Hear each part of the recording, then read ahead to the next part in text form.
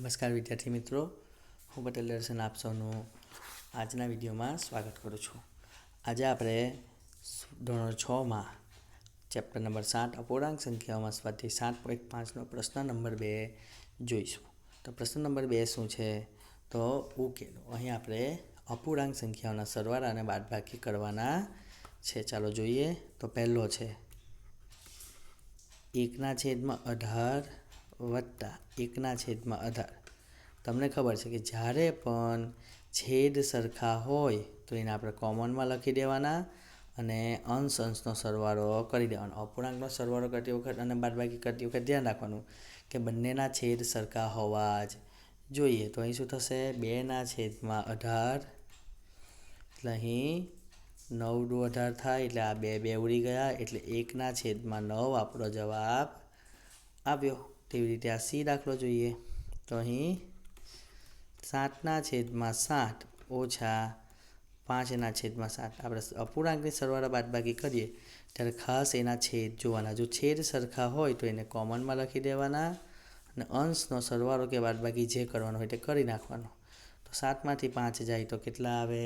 તો 2/7 આપણો જવાબ આવે.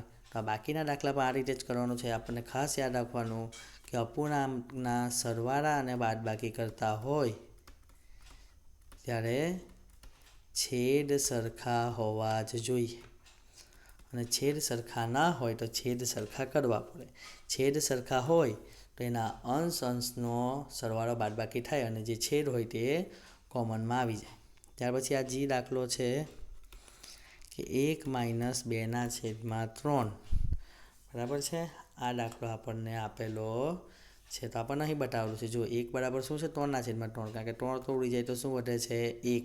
તો આપણે 1ની જગ્યાએ લખી શકીએ 3/3 - 2/3. તો બરાબર શું થશે? કોમનમાં છેદ સરખા છે, નીચે આવી જશે અહીં 3 - 2 એટલે અહીં જવાબ આવશે 1/3 આપણો જવાબ આવે. ત્યારબાદ એચ છે 1/4 વત્તા 0/4. જો અપૂર્ણાંકના સરવાળા કરવાના છે તો એના છેદ જોવાના. છેદ સરખા હોવા જોઈએ. સરખા હોય તો એને કોમનમાં લખી દેવાના અને એના અંશનો સરવાળો બાદબાકી જે કરવાનો હોય તે કરી દેવાનો. તો 1 + 0 એટલે 1/4. તેવી રીતે આગળનો દાખલો 3 - 12/5. તો અહીં શું કરવું પડે આપણે? તો અહીં આપણે ક્યાં તો લસા લેવો પડે. તો અહીં જુઓ કંઈ નથી, એનો મતલબ શું છે? અહીં 1 છે. બરાબર. તો 1 અને 5નો લસા શું આવે? તો 5. તો અહીં આપણે કેટલા વડે ગુણવા પડે? 5 કરવા માટે 5 વડે. નીચે ગુણીએ તો ઉપર પણ એટલા વડે ગુણવાના. તો શું થાય? 5 × 15 -12/5. કારણ કે અહીં તો છેદમાં 5 છે જ. તો અહીં કોમનમાં 5 આવી જશે અને 15માંથી 12 બાદ થઈ જશે એટલે જવાબ આવશે 3/5. તો આ આપણો જવાબ આવે. ઓકે. આગળ આપણે જોઈશું દાખલા નંબર 3. તો અહીં જુઓ, શુભમે તેના રૂમની દિવાલના 2/3 ભાગ પર રંગ કર્યો અને તેની બહેન માધવીએ તેની રૂમના 1/3 ભાગ પર રંગ કરવામાં મદદ કરી.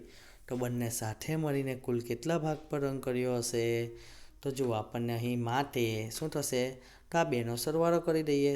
તો બંને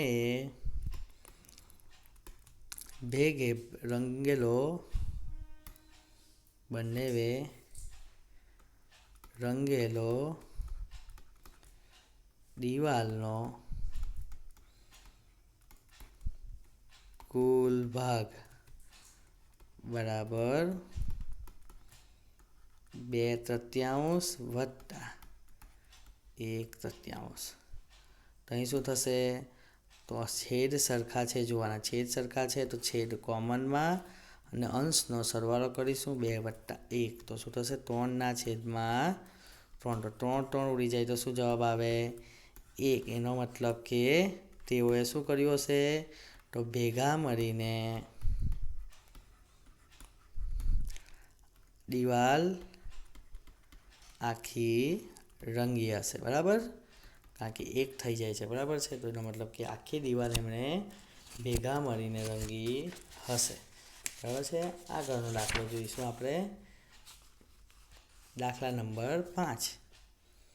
તો દાખલા નંબર 5માં શું છે? જો જાવેદને ટોપલીના 5/7 ભાગ જેટલી નારંગી આપવામાં આવી, તો હવે ટોપલીમાં બીજા કેટલા પૂર્ણાંક જેટલા ભાગની નારંગીઓ બાકી હશે? તો પહેલાં તો આપણે કોઈ ટોપલી છે એમાં નારંગી મૂકેલી છે, તો આ બધી નારંગીને આપણે ગણી લઈએ કે આ કેવો ભાગ છે? આખો ભાગ. આખો ભાગ છે એનો મતલબ કે 1 થાય. તો જોઈએ, નારંગી થી ભરેલી આખી ટોપલી બરાબર કેટલો ભાગ થાય? તો 1. તો બરાબર 1. હવે એમાંથી જાવેદ છે, તો જાવેદને ટોપલીના 5/7 ભાગ જેટલી શું આપવામાં આવી? નારંગી આપવામાં આવી. એના મતલબ કે આમાંથી નારંગી આપવામાં આવે છે. તો માટે આપણે ડાયરેક્ટ લખ્યું છું અહીં તમારે લખવાનું. તો ટોપલીમાં બાકી રહેલી નારંગીનો ભાગ બરાબર જુઓ, એક ભાગ 1 આખું છે, એમાંથી જાવેદને 5/7 ભાગ આપવામાં આવે છે, એને આપણે બાદ કરી નાખીશું. ખબર ને કે ધારો કે 1 ચોકલેટ, 2 ચોકલેટ, 3 ચોકલેટ હોય, એમાંથી 1 ચોકલેટ કોઈને આપવામાં આવે તો એને આપણે બાદ કરીએ તો 2 વધે. તો એવી જ રીતે અહીં 1 આખો ભાગ છે, એમાંથી 5/7 આપવામાં આવે તો શું વધે? તો એનામાંથી બાદ કરવા પડે. તો અહીં કંઈ નથી, એનો મતલબ કે 1 છે. તો અહીં 7 લાવવા માટે આપણે કેના વડે ગુણવા પડે? કારણ કે 1 અને 7નો લસા 7 આવે, તો અહીં છેદમાં 7 કરવા પડે. તો અહીં 7 વડે ગુણવા પડે, નીચે ગુણે તો ઉપર પર ગુણવાનું. તો 7 એકા 7 અને છેદમાં પણ 7 એકા 7 ઓછા 5/7. તો 7 ઓછા 5 અને છેદમાં કોમનમાં શું આવી જશે? 7. તો 7માંથી 5 જાય તો 2 અને 2/7 જવાબ આવશે. તો ટોપલીમાં કેટલી બાકી રહે? તો એક ભાગની હતી, કુલ હતી ફૂલ પૂરેપૂરી, એમાંથી આપણે 5/7 ભાગ આપ્યો તો ટોપલીમાં 2/7 ભાગ નારંગી બાકી રહી. ઓકે, તો આજના વિડીયોમાં બસ આટલું જ. આગળનો અભ્યાસ આપણે આપણા નેક્સ્ટ વિડીયોમાં કરીશું. Thank you. જય હિન્દ.